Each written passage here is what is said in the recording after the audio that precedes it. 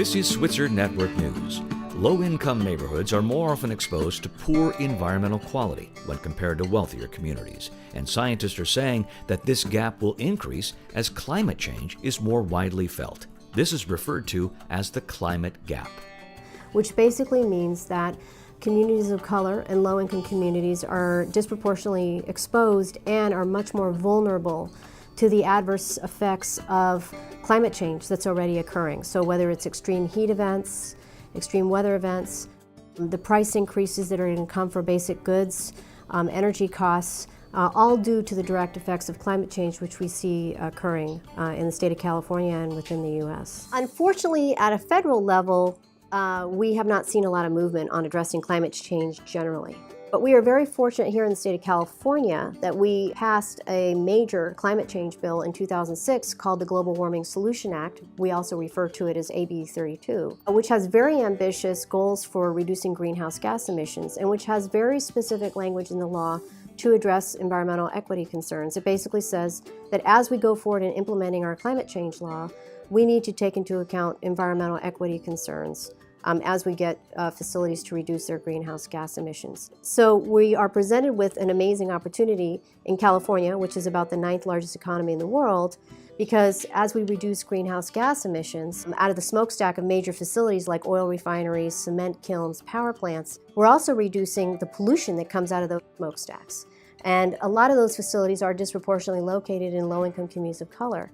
So those communities are likely to see pretty significant pollution benefits from the requirements of greenhouse gas reductions from California's climate change law. Senate Bill 535 is another piece of legislation passed in California. That's going to generate significant revenues for the state.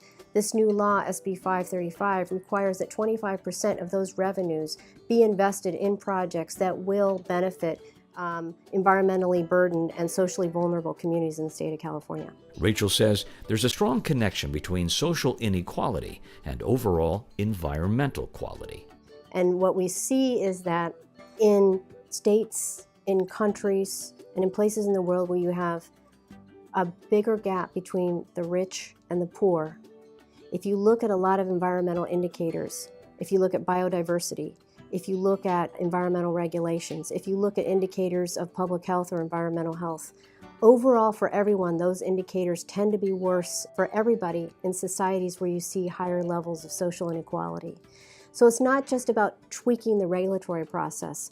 It's really about dealing with the fundamental drivers of why we see people disproportionately impacted by pollution. We think we can externalize those things and that it's only those people that are affected.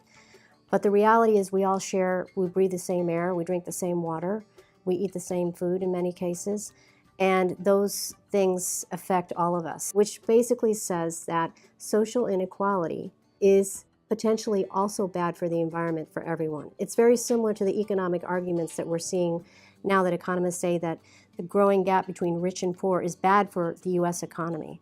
And I would argue it's also bad for our environment and for the future of our health. Our thanks to 1995 Switzer Fellow Rachel Morello-Frosch. To learn more, visit switzernetwork.org and then click on the News tab. I'm Jerry Kay.